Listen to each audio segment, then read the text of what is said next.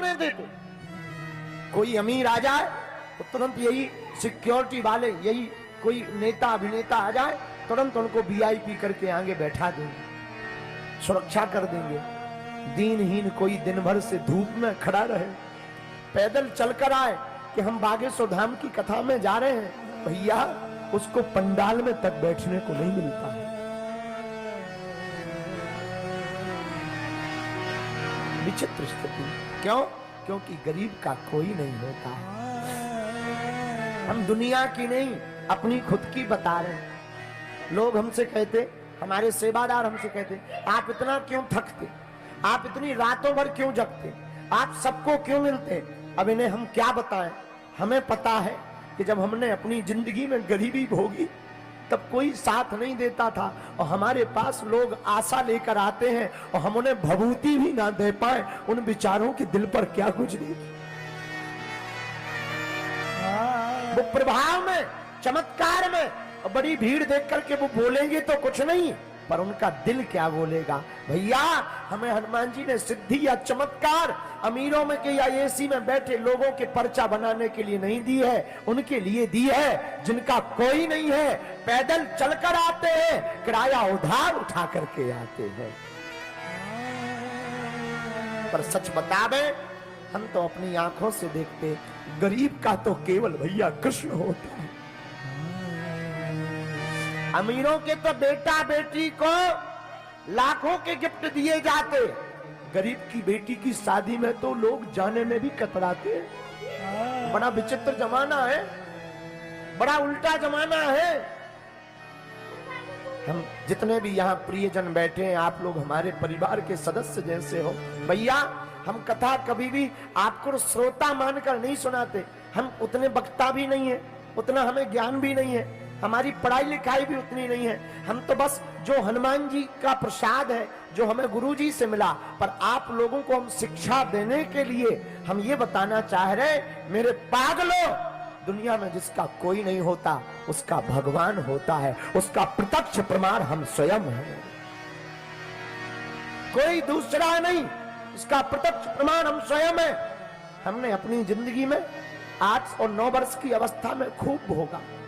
13 वर्ष की अवस्था तक गांव में हमारी माताजी हमारा चंदन लगा देती थी और धोती पहना देती थी। जिस गांव में हम रहते ना, गड़ा गांव है हमारा, अपने हाथों से वो चंदन लगा देती थी और एक थैला दे देती थी।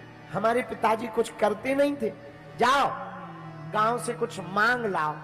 हम घर घर जाते थे, ब्राह्मण थे, आज भी ब्राह्मण, पर हिंदू हैं हम, कट्टर सनातनी हिंदू हैं, जातिवाद में नहीं हम पढ़ते हैं, क्योंकि हम हिंदू हैं। तो हम थैला लेकर गांव में जाते थे, कुछ लोग चावल दे देते थे, आटा दे देते थे।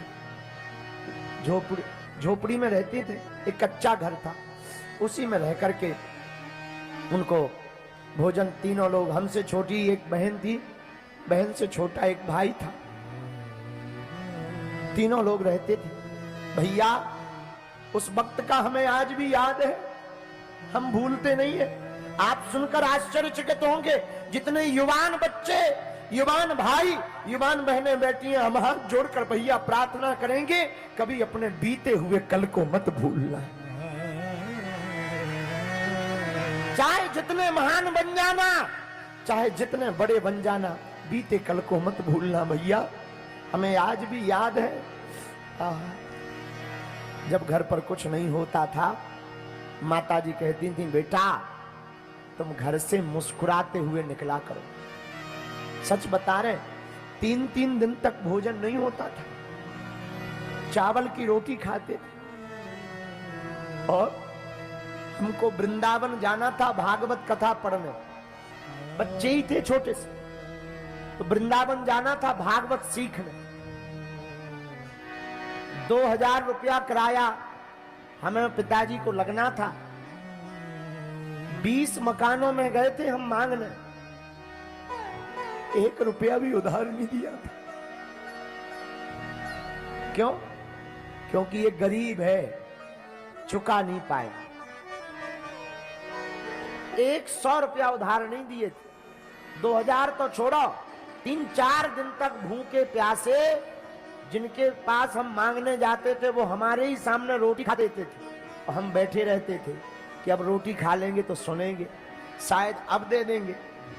सुनी नहीं। उन लोगों की बता रहे जो आज भी हमसे जुड़े हैं, हमने उनको आज कुछ नहीं कहा, ना हम कहते हैं, भगवान की कृपा है। लेकिन भैया वृंदावन के लिए भी 2-2 हजार रुपया नहीं दिया। क्यों? क्योंकि गरीब है। इस देश में कर्जा भी अमीरों को मिलता है,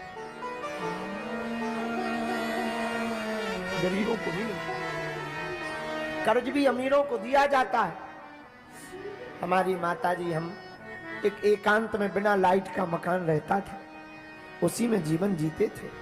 पर भैया हमारी माताजी ने एक शिक्षा दी थी और आज हम व्यास पीठ से चिल्ला करके तुमको भी वो शिक्षा बताना चाह रहे। भैया हमारी माँ ने कहा था, बेटा भगवान के घर देर है लेकिन अंधेर नहीं। तू कभी इनको उल्टा मत बोलना। जिन्होंने तुम्हारा साथ नहीं दिया तू कभी उनको मुंह मत चलाया कर, चुप रहा कर, मुस्कुराते हुए निकला कर, धन्यवाद दिया कर और जा तू अपने बालाजी को पकड़, वो ही तेरी सुनेंगे।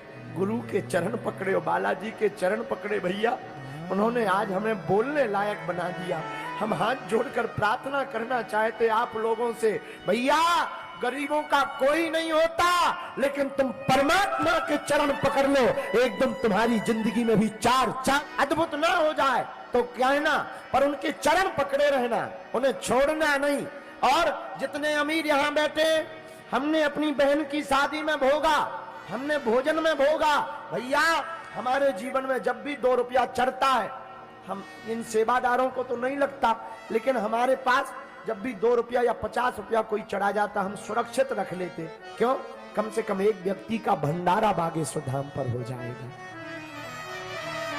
लोगों को लगता है हमारा हवा बना दिया, अरे बाबा तो बड़ा है, बड़ा नाम है, बड़े बड़े मुख्यमंत्री चेला हैं, बड़ी बड़ी चीजें हैं। भैया हम आज भी वही हैं, कथा से हमें दक्षिणा मिलती है, इसमें कोई संदेह नहीं। लेकिन हमने अपनी बहन के विवाह में जो ठोकर खाई थी,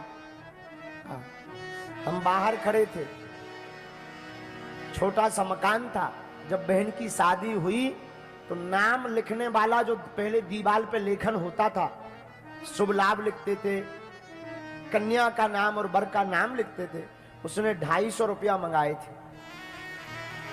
और जब हमारे पास 250 रुपया नहीं थे, तब हमने कपड़ों में डालने वाली नील खरीदी 7 रुपया की, उसको घोलकर लकड़ी का कूचे का बुरुश बनाकर और गांव के एक व्यक्ति से लिखवाया। हम सामने खड़े थे, उसी दिन हमने प्रण लिया था कि जिस प्रकार हमने अपनी बहन के लिए, विवाह के लिए दर दर ठोकरें खाई, कभी भगवान हमको सामर्थ्यवान बनाएगा तो हमारी तरह अब किसी भाई को रोना नहीं पड़ेगा। बस उसके बाद हनुमान जी ने बाहें पकड़ ली और आपकी कृपा से हर साल महाशिवरात्रि पर 100-150 उन बेटियों का घर बस जाता जिनके माता पिता और भाई नहीं होते। कथा में कुछ मिल जाता हमको, कुछ चरोत्री में मिल जाता है, कुछ हमारी मंदिर की दान पेटी में आ जाता है। भगवान की कृपा है, हमको हाथ नहीं फैलाने पड़ते। बीच बीच में जरूर थोड़ी थोड़ी दिक्कत जाती, लेकिन भगवान कृपा कर देते। इंदौर के प्रियजनों, आप हमारे परिवार के सदस्य हो, यह बातें बताकर हमें तुमसे कुछ चाहिए, तुम्हारे लिए हमारा दरवाजा खुला है। और जैसी बिगड़ी हमारी बागेश्वर बालाजी ने बनाई, तुम भी उनके चरण पकड़ लेना, तुम्हारी भी वो बिगड़ी बनाएंगे, हमें भरोसा है। उनके घर देर है लेकिन अंधेर नहीं है भगवान के घर। भैया गरीबों को बहुत भोगना पड़ता, अमीरों को नहीं भोगना पड़ता। अमीरों के तो बड़े बड़े रिश्ते नाते होते, बड़े बड़े लोग होते, व्यक्ति पहचान भी अमीरों से बनाता है, महिमा भी अमीरों की गाई जाती, गरीब मर भी जाए तो कोई पूछने वाला नहीं। और अमीर को बेटा और बेटी वो महान नहीं है जो माँ बाप के नाम से जाना जाए, बेटा और बेटी तो वो महान है जिनके नाम से माँ बाप को जाना जाए। तुम इतनी मेहनत करना बच्चों, समय मत गवाओ, सोने में और मोबाइल में समय मत गवाओ, प्रेम रेम के चक्कर में जिंदगी बर्बाद मत करो। बार बार मौका नहीं मिलना। रातों भर जाग जाग करके पिता तुम्हारे लिए पैसा इकट्ठा करता है, तुम्हें पढ़ाने भेजता, तुम इंदौर में पढ़ने आते हो और यहाँ तुम नाइट कल्चर के चक्कर में जगह जगह खड़े होकर के गुलछर्रे उड़ाते हो। हमारी प्रार्थना है, मौका बार बार नहीं मिलता है, तुम ऐसी मेहनत करो, ऐसी मेहनत। द्वारका जाओ, द्वारका जाओ जू, द्वारका जाओ जू, द्वारका जाओ जू, द्वारका जाओ, वहां द्वारकाधीश वो कुछ दे देंगे, उनके पास जाओ, उनके पास जाकर के मिले आओ। सुदामा जी बोले, देवी मित्र के घर खाली हाथ नहीं जाना चाहिए। गुरु के घर, मित्र के घर, राजा के घर और भगवान के घर खाली हाथ नहीं जाना चाहिए। जो खाली हाथ जाता है वो खाली हाथ आता है, कुछ ले जाना पड़ेगा। और देवी जी हमारे पास तो कुछ है ही नहीं, हम भगवान के पास क्या ले जाए। सुशीला कहती, नाथ तुम्हारे मित्र तो भगवान है, वो तो सब जानते हैं कि हमारी हालत क्या है।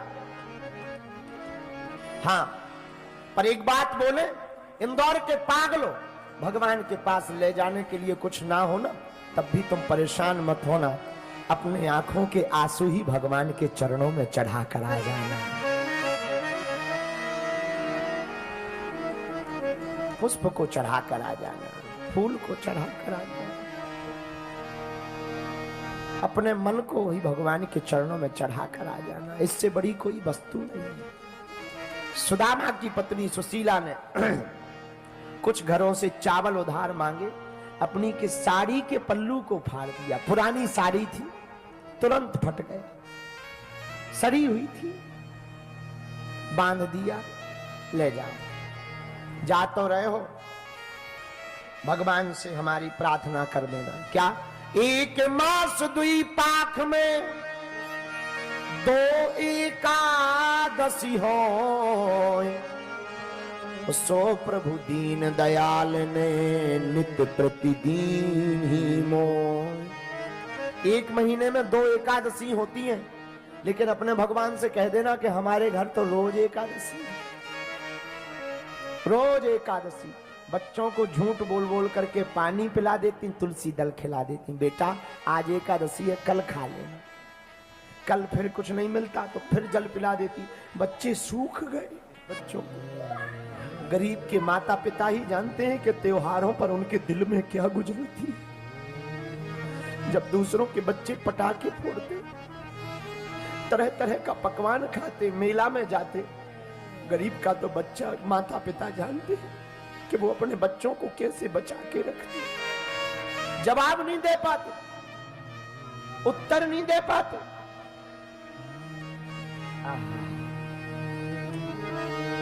सुदामा जी पत्नी के कहने पर चल पड़े भगवान से मिलने के लिए। चले श्याम सुंदर से मिलने सुदामा, चले श्याम सुंदर से मिलने सुदामा, चले श्याम सुंदर से मिलने सुदामा, चले श्याम सुंदर से मिलने सुदामा, चले श्याम सुंदर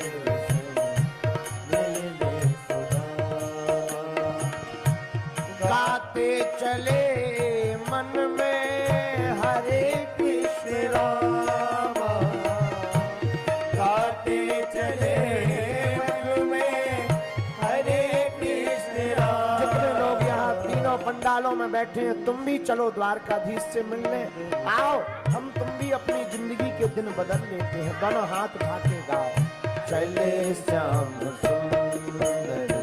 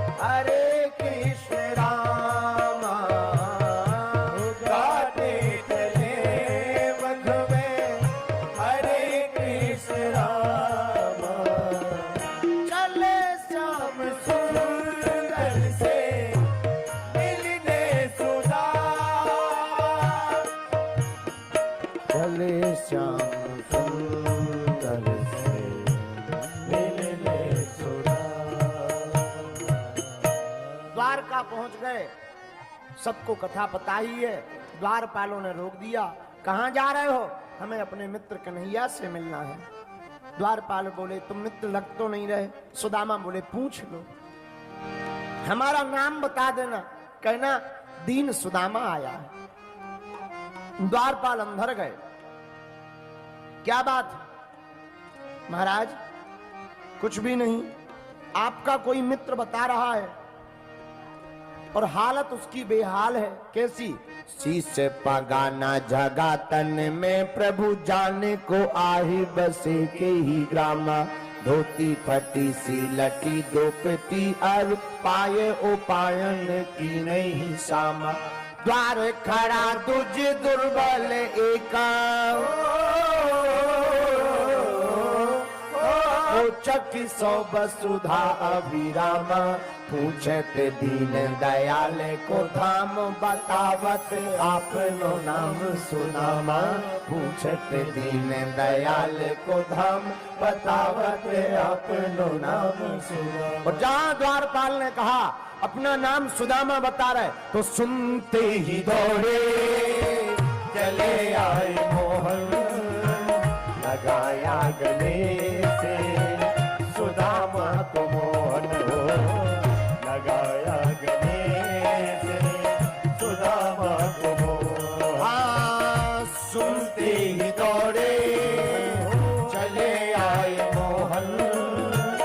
लगाया गले सुदामा को मोहन हो, लगाया गले सुदामा को मोहन। हुआ रुक्मणी को बहुत ही अचंभा। हुआ रुक्मणी को बहुत ही अचंभा। ये मेहमान कैसा अजीब आ गया है। ये मेहमान कैसा अजीब आ गया है। अरे द्वारपालो कन्हैया से कह दो, अरे द्वारपालो उस कन्हैया से कह दो कि मिलने सुदामा करीब आ गया है। कि दर पे सुदामा, भगवान सुदामा को लेकर अंदर आए। बराबर में अपने सुदामा बिठाए। चरण आंसुओं से श्याम ने बुलाए। चरण आंसुओं से श्याम ने बुलाए। बराबर में अपने सुदामा बैठाए। चरण आंसुओं से श्याम ने बुलाए। बराबर में अपने सुदामा बिठाए। चरण आंसुओं से श्याम ने बुलाए। चरण आंसुओं से श्याम ने बुलाए। और न घबराओ प्यारे जरा तुम सुदामा। न घबराओ प्यारे जरा तुम सुदामा। खुशी का समा तेरे करीब आ गया है। खुशी का समा तेरे करीब आ गया है। अरे द्वारपालो कन्हैया से कह दो, अरे द्वारपालो कन्हैया से कह दो कि दर पे सुदामा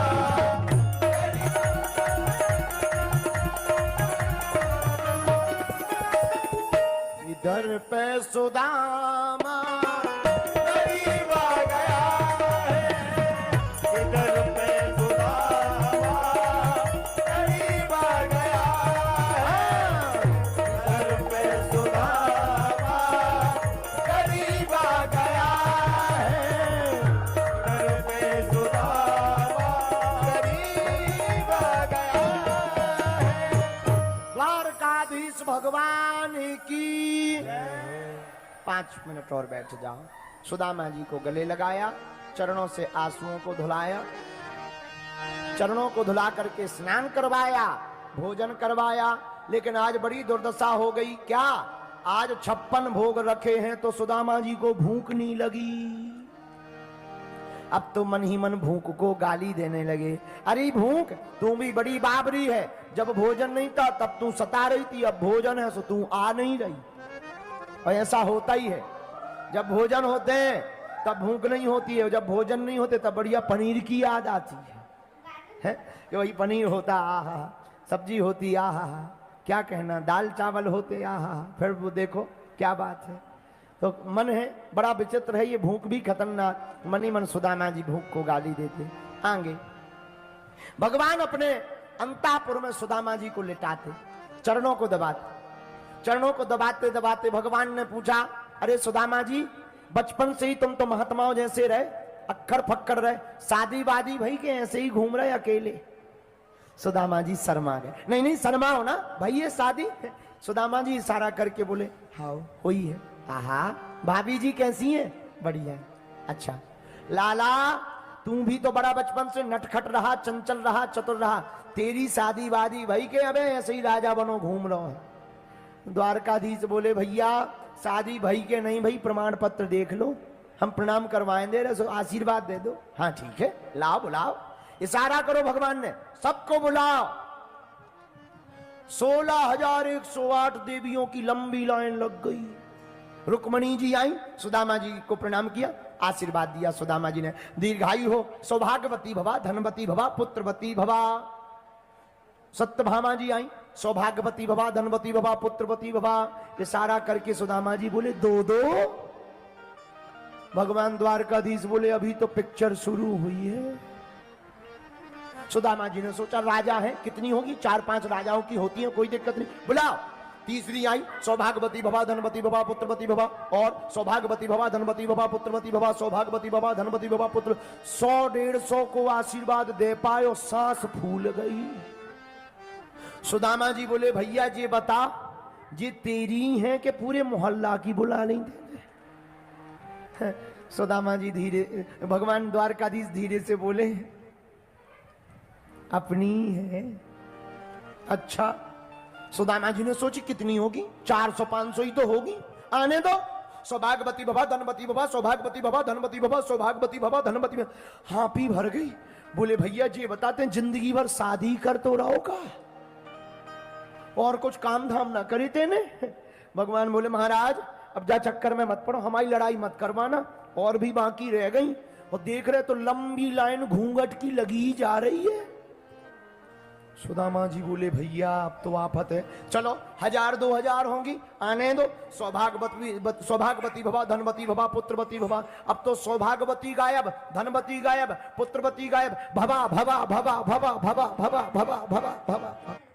मोह तो आज जे लग रहा, आशीर्वाद देते ही देते मुंह को निपट जाने, और कौन रास्ता नहीं दिख रहा। जे बता भैया और हैं कितनी?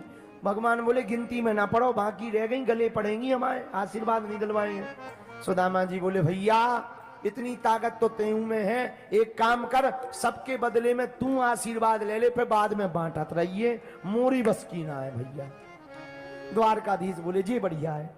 द्वारकाधीश ने, ठाकुर जी ने दंडवत प्रणाम किया, सुदामा जी ने आशीर्वाद दिया, जाओ मंगल हो, तुम्हारा आशीर्वाद है, दीर्घायु हो। सुदामा जी पर कृपा की। कुछ दिनों बाद सुदामा जी घर आने लगे। भगवान ने सुदामा की नगरी को अपनी नगरी की तरह बनाया, लेकिन कैसे बनाया, आहा जरा सुनने योग्य। जब सुदामा जी वहीं पर थे तो जब आशीर्वाद दे दिया, धीरे से बोले, हमारी भाभी जी ने कुछ भेजा नहीं है। सुदामा जी ने वैभव देखा, रानियों को देखा, नाक कट जाएगी, है कुछ नहीं भेजा। अरे सुदामा, तुझे झूठ बोलना भी नहीं आता भैया? ये बगल में क्या दबा रखा है? ये भाभी का ही तो दिया हुआ है। पोटली को पकड़ लिया, पोटली खोली और चावलों को देखकर सुदामा जी रोकते ही रहे, पर भगवान प्रेम के भूखे, प्रेम के तंदुल, प्रेम के भाव से खाने लगे हैं। प्रेम के भूखे, प्रेम के तंदुल, प्रेम के भाव से खाने लगे हैं। तंदुल के दाने में दीन का देखो दरिद्र चबाने लगे हैं। तंदुल के दाने में दीन का देखो दारिद्र चबाने लगे। हाँ, एक एक मुट्ठी में एक एक लोका, एक एक मुट्ठी में एक एक लोक सुदामा के भाग्य में जाने लगे हैं। त्रिभुवन पति की देखे उदारता, तीनों भवन थर्राने लगे हैं। त्रिभुवन पति की देखे उदारता, तीनों भुवन। अब भगवान ने पहली मुट्ठी चावल लिए, पहली मुट्ठी लेते ही प्रभु ने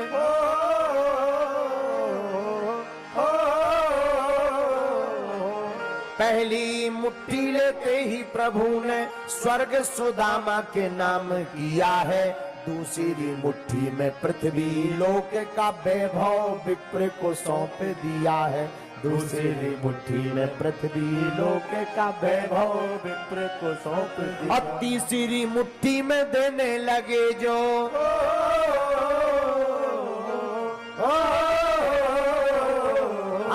तीसरी मुट्ठी में देने लगे जो बैकुंठ तो लक्ष्मी ने रोक लिया है। अपना निवास भी दान में दे रहा, कैसा दानी ये मेरा पिया है। अपना निवास भी दान में दे रहा, कैसा दानी ये मेरा पिया है। अपना निवास भी दान में दे रहा, कैसा दानी ये मेरा पिया है। तीसरी मुट्ठी जैसे ही देने लगे, रुक्मणी जी ने रोक लिया। महाराज महाराज, कल के दिन सुदामा जी अगर कह दें कि